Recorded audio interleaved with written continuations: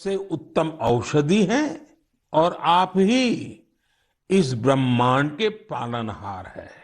सोचिए, हमारी संस्कृति में हजारों वर्ष पहले जल और जल संरक्षण का महत्व समझाया गया है। जब ये ज्ञान हम आज के संदर्भ में देखते हैं तो रोमांचित हो उठते हैं। लेकिन जब इसी ज्ञान को देश अपने सामर्थ्य के रूप में स्वीकारता है तो उनकी ताकत अनेक गुना बढ़ जाती है। आपको याद होगा, मन की बात में ही 4 महीने पहले मैंने अमृत सरोवर की बात की थी। उसके बाद अलग अलग जिलों में स्थानीय प्रशासन जुटा, स्वयंसेवी संस्थाएं जुटी और स्थानीय लोग जुटे। देखते ही देखते अमृत सरोवर का निर्माण एक जन आंदोलन बन गया है।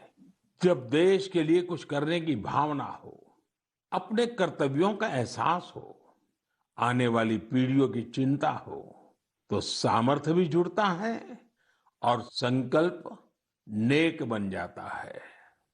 मुझे तेलंगाना के वारंगल के एक शानदार प्रयास की जानकारी मिली है। यहाँ एक नई ग्राम पंचायत का गठन हुआ है जिसका नाम है मंगत्या वाल्या थांडा। यह गांव फॉरेस्ट एरिया के करीब है। यहाँ के गांव के पास ही एक ऐसा स्थान था जहां मानसून के दौरान काफी पानी इकट्ठा हो जाता था।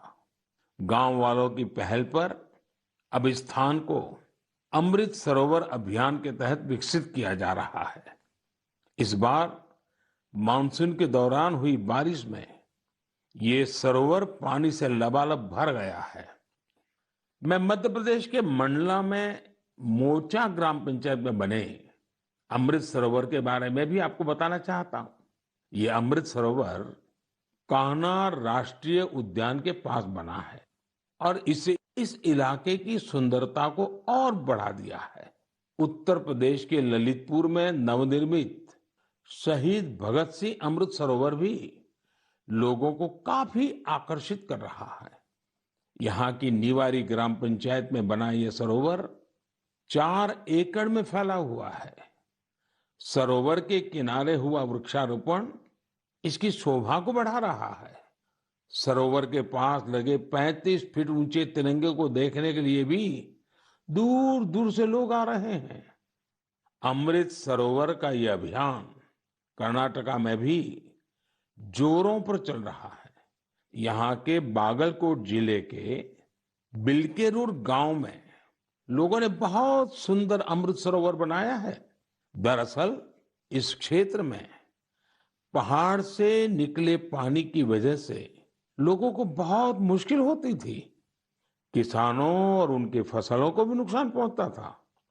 अमृत सरोवर बनाने के लिए गांव के लोग सारा पानी चैनलाइज करके एक तरफ ले आए। इससे इलाके में बाढ़ की समस्या भी दूर हो गई। अमृत सरोवर अभियान हमारी आज की अनेक समस्याओं का समाधान तो करता ही है, हमारी आने वाली पीढ़ियों के लिए भी उतना ही आवश्यक है। इस अभियान के तहत कई जगहों पर पुराने जलाशयों का भी कायाकल्प किया जा रहा है। अमृत सरोवर का उपयोग पशुओं की प्यास बुझाने के साथ ही खेती किसानी के लिए भी हो रहा है। इन तालाबों की वजह से आसपास के क्षेत्रों का ग्राउंड वाटर टेबल बढ़ा है। वहीं इनके चारों ओर हरियाली भी बढ़ रही है। इतना ही नहीं, कई जगह लोग अमृत सरोवर में मछली पालन की तैयारियों में भी जुटे हैं। मेरा आप सभी से और खासकर मेरे युवा साथियों से आग्रह है कि आप अमृत सरोवर अभियान में बढ़ चढ़ करके हिस्सा लें और जल संचय और जल संरक्षण के इन प्रयासों को पूरी से पूरी ताकत दें, उसको आगे बढ़ाएं। मेरे प्यारे देशवासियों, असम के बोंगाई गांव में एक दिलचस्प परियोजना चलाई जा रही है, प्रोजेक्ट संपूर्णा। इस प्रोजेक्ट का मकसद है कुपोषण के खिलाफ लड़ाई, और इस लड़ाई का तरीका भी बहुत यूनिक है। इसके तहत किसी आंगनवाड़ी केंद्र के एक स्वस्थ बच्चे की मां एक कुपोषित बच्चे की मां से हर सप्ताह मिलती है और पोषण से संबंधित सारी जानकारियों पर चर्चा करती है। यानी एक मां दूसरी मां की मित्र बन उसकी मदद करती है, उसे सीख देती है। इस प्रोजेक्ट की मदद से इस क्षेत्र में एक साल में 90% से ज्यादा बच्चों में कुपोषण दूर हुआ है। आप कल्पना कर सकते हैं, क्या कुपोषण दूर करने में गीत, संगीत और भजन का भी इस्तेमाल हो सकता है? मध्य प्रदेश के दतिया जिले में मेरा बच्चा अभियान, इस मेरा बच्चा अभियान में इसका सफलतापूर्वक प्रयोग किया गया। इसके तहत जिले में भजन कीर्तन आयोजित हुए, जिसमें पोषण गुरु कहलाने वाले शिक्षकों को बुलाया गया। एक मटका कार्यक्रम भी हुआ। इसमें महिलाएं आंगनवाड़ी केंद्र के लिए मुट्ठी भर अनाज लेकर आती हैं और इसी अनाज से शनिवार को बाल भोज का आयोजन होता है। इससे आंगनवाड़ी केंद्रों में बच्चों की उपस्थिति बढ़ने के साथ ही कुपोषण भी कम हुआ है। कुपोषण के प्रति जागरूकता बढ़ाने के लिए एक यूनिक अभियान झारखंड में भी चल रहा है। झारखंड के गिरिडीह में सांप सीढ़ी का एक गेम तैयार किया गया है। खेल खेल में बच्चे अच्छी और खराब आदतों के बारे में सीखते हैं। साथियों, कुपोषण से जुड़े इतने सारे अभिनव प्रयोगों के बारे में मैं आपको इसलिए बता रहा हूं क्योंकि हम सबको भी आने वाले महीने में इस अभियान से जुड़ना है। सितंबर का महीना त्योहारों के साथ साथ पोषण से जुड़े बड़े अभियान को भी समर्पित है। हम हर साल 1 से 30 सितंबर के बीच पोषण माह मनाते हैं।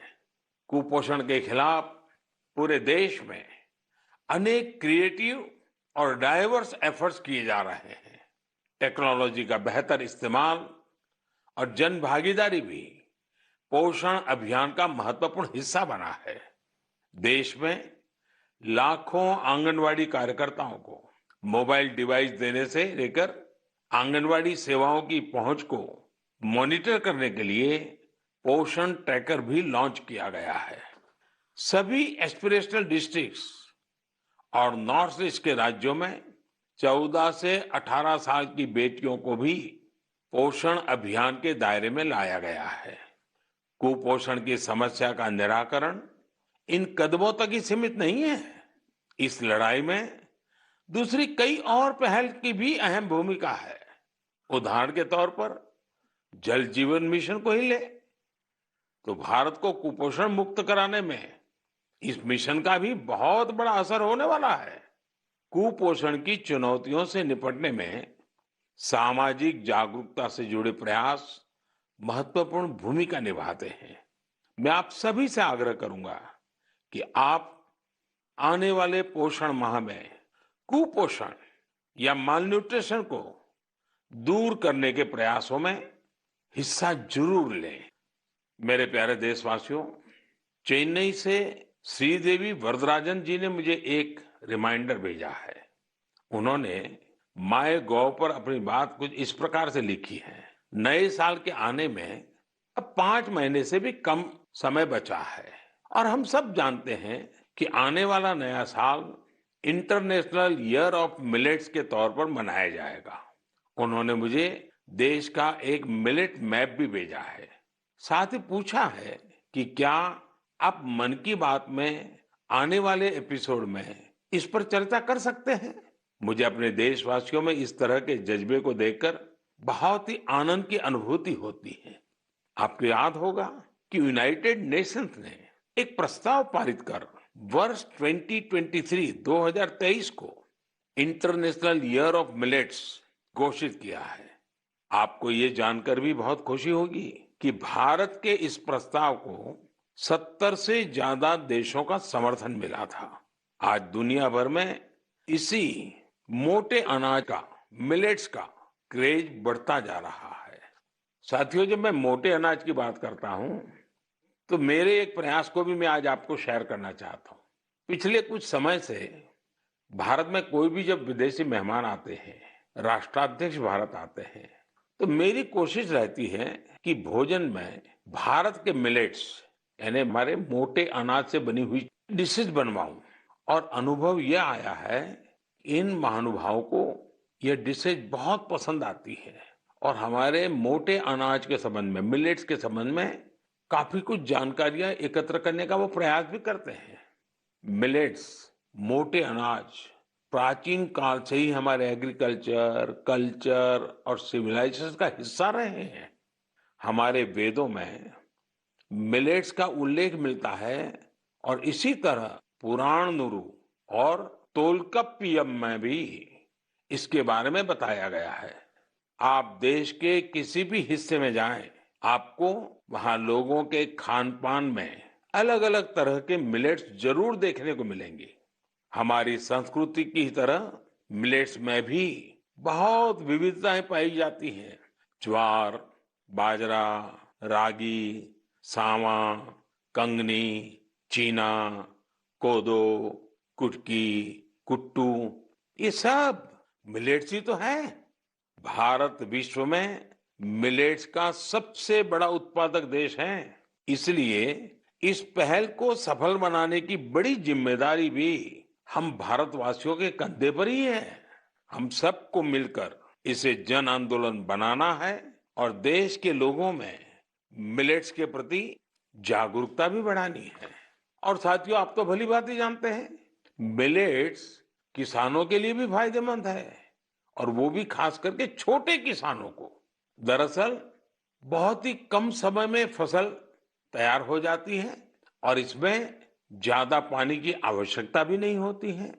हमारे छोटे किसानों के लिए तो मिलेट्स विशेष रूप से लाभकारी है।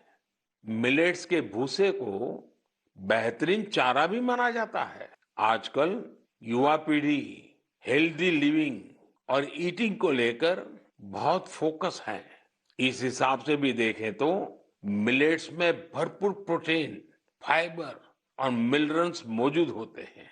कई लोग तो इसे सुपर फूड भी बोलते हैं।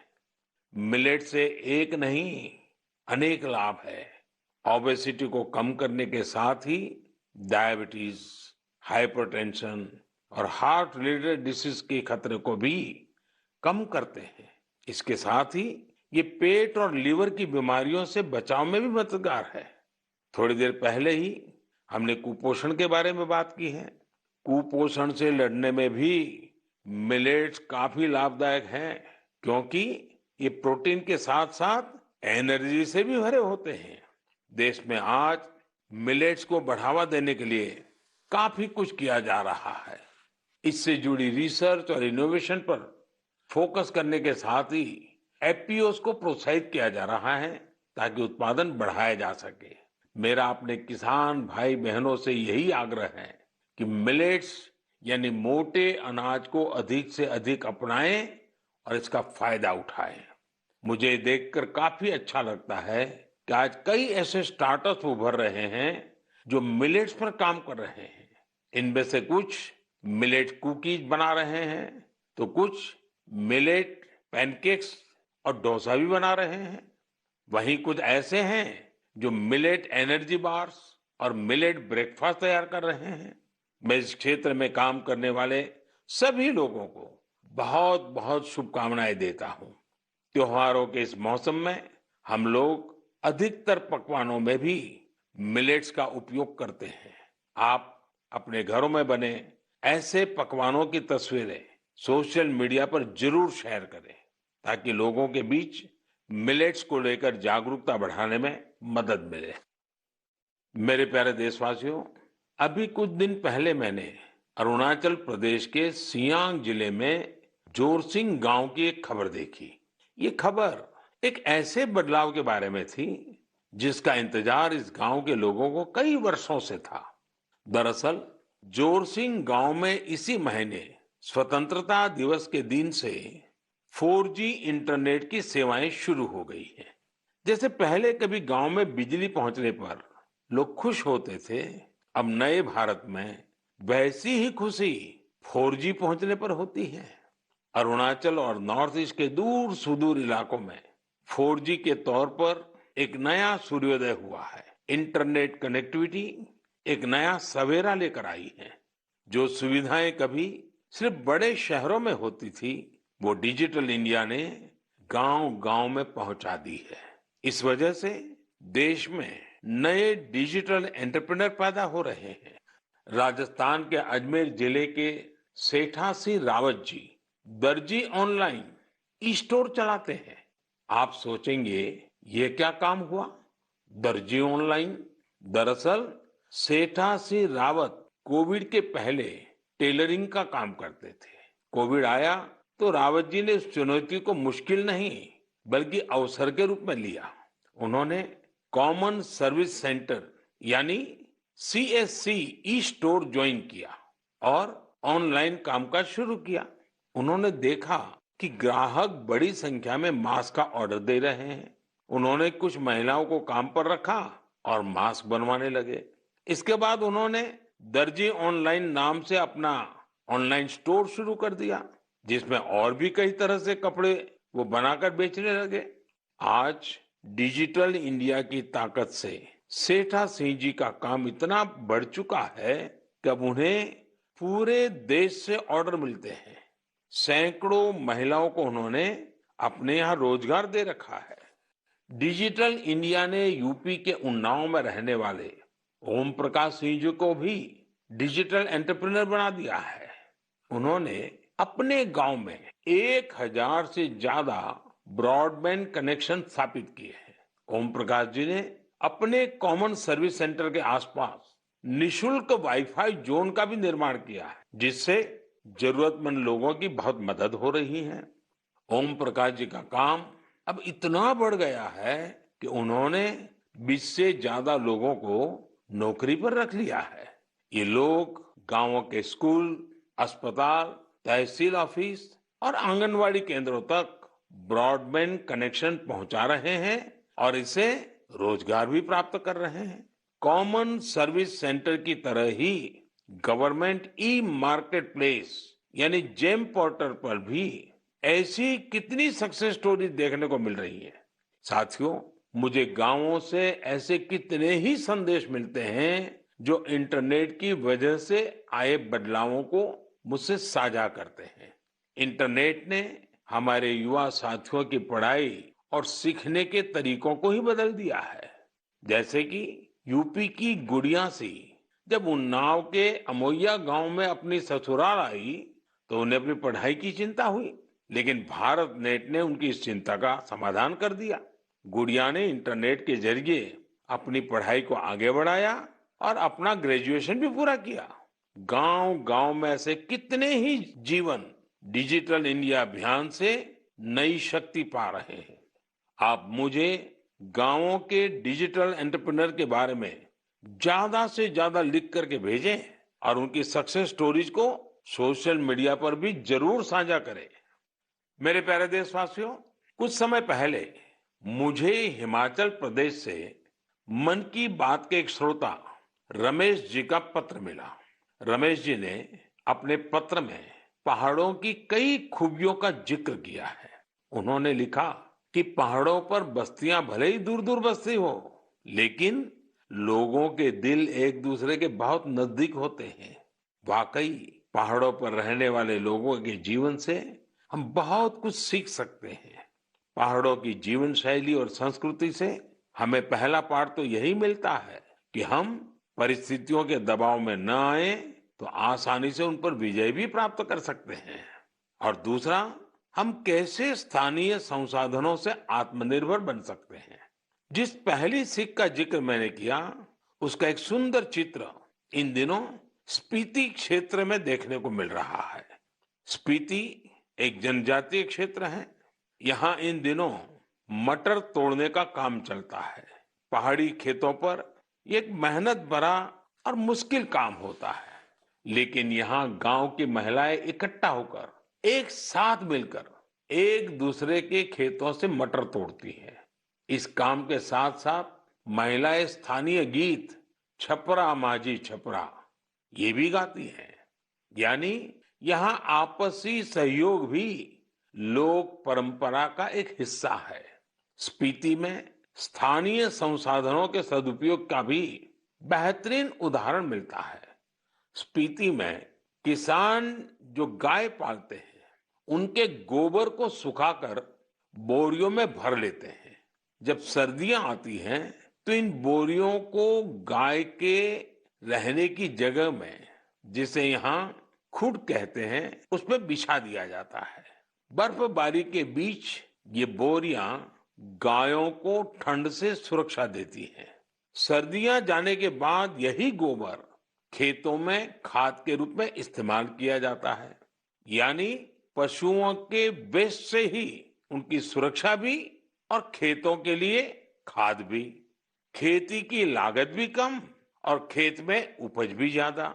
इसलिए तो ये क्षेत्र इन दिनों प्राकृतिक खेती के लिए भी एक प्रेरणा बन रहा है। साथियों, इसी तरह के कई सराहनीय प्रयास हमारे एक और पहाड़ी राज्य उत्तराखंड में भी देखने को मिल रहे हैं। उत्तराखंड में कई प्रकार के औषधि और वनस्पतियां पाई जाती है जो हमारे सेहत के लिए बहुत फायदेमंद होती है। उन्हीं में से एक फल है बेडू। इसे हिमालयन फिग के नाम से भी जाना जाता है। इस फल में खनिज और विटामिन भरपूर मात्रा में पाए जाते हैं।